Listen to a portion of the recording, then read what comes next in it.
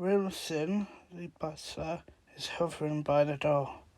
He shovels towards the table, but Clarence waves him away. "Don't you worry, Wilkins." "Wilson, sir?" "My young cousin likes to make herself useful, don't you, Agatha?"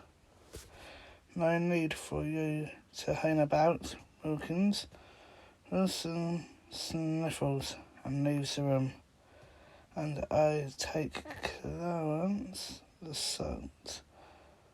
I am making sure my face is blank, given no hint of the hot hatred stirring within me. I refuse to give him the satisfaction.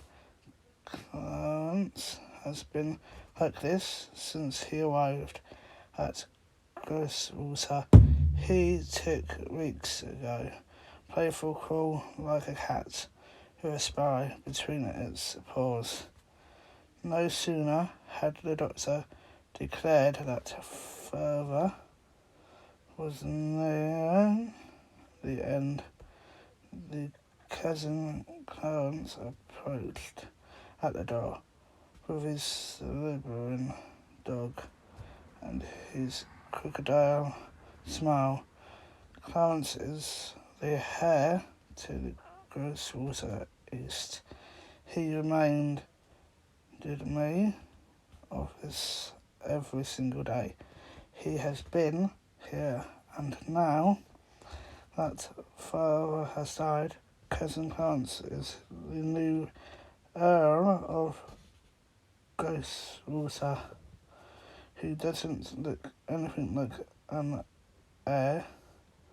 I watched him toss the boulder flock from his eyes, sparing a sausage and stuffing it into his loose-lipped mouth. There is nothing even vaguely noble about Clarence's posture. His manner is more animal than aristocrat. Bursts amenities from beneath the table, his huge head and shoulders dragging at the tablecloth. And jangling the china, he is disgusting, all lolling tongue and dripping claws. Father always said that animals belonged outdoors, so the only dog I have to even see are shepherd dogs and hunting hounds, and always at a distance. Frost lumbers towards me, and I freeze. "Don't worry, little cousin." Clarence grins. "He's just after your breakfast." "Well, he can't have it." I shoved the last bit of buttered crumpet in my mouth. Bruh, I stop him and growls. I growl back. He snarls, his quivering lip lifting to reveal a set of pointed yellow fingers. He steps forward and I feel a quicker dart of fear in my stomach.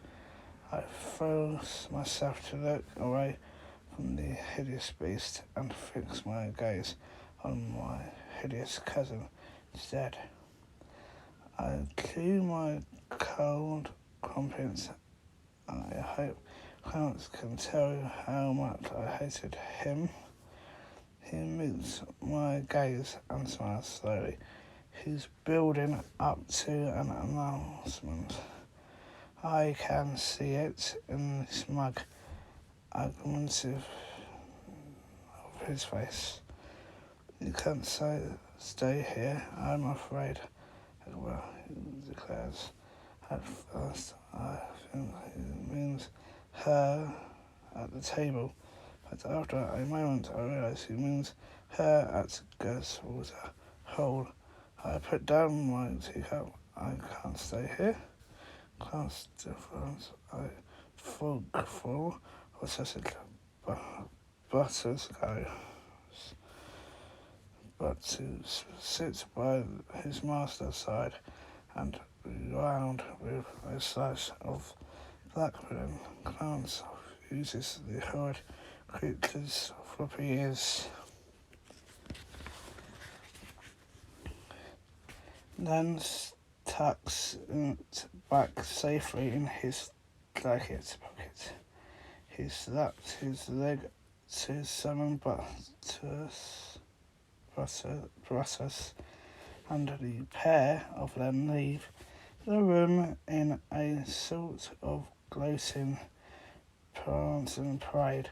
If I could, I would have the slaves pepper pot after them. But the impulse gets stuck somewhere inside me, and my arm does not move.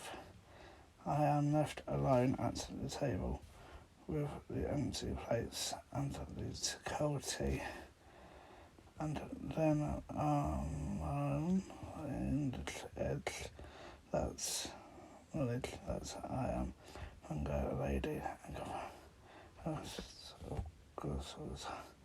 and I never really have been, according to Cousin Clarence. I now have no home, no family, no money, no title, and tomorrow I am to be given away to a perfect stranger.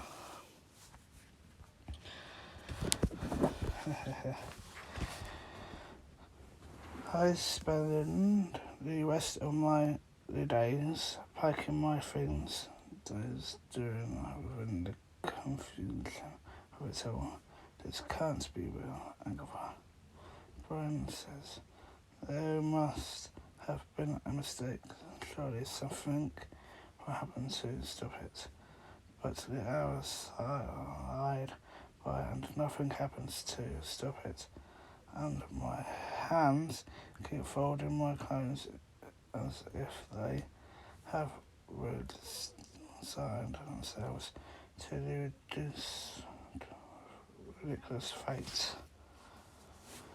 I make a pile of favourite books, some Dickinson, Robert Louis Stevenson, the Brutes, my complete work of Shakespeare with the thin gold ribbon, making my place in Hamlet. I find my needle work bag. It's half finished. Sampler disaffected the Agus family. Create a fry the sampler on the fire, but changing my mind immediately, rip it off the coals before it catches. I brush it clean, roll it up again and put it back.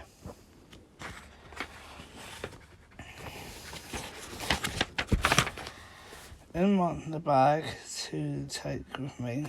You're not giving up, Agatha, my brain says. Even if you do have to leave Goosewater Hall tomorrow, it won't be forever. It can't be. The housekeeper, Miss McCaffrey, has me to pack books and clothes into the travelling trunks. I go to the large wardrobe and pull out two of my best silk dresses.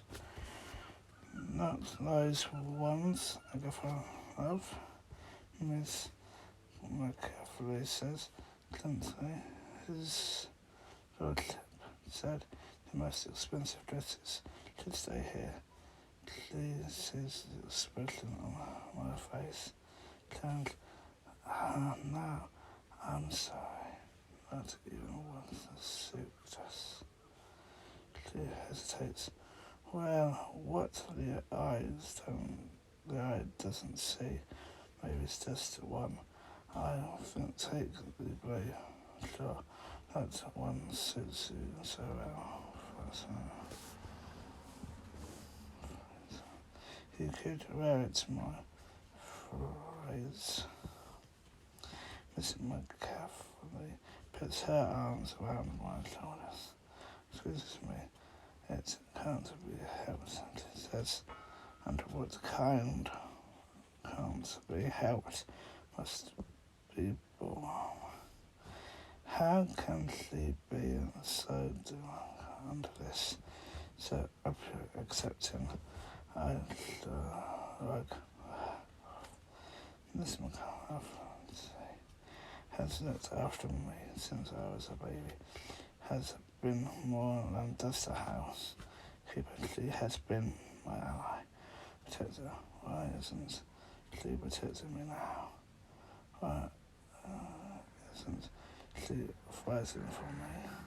Tell him, I snap, going to tell Clarence that it's all nonsense, that this is my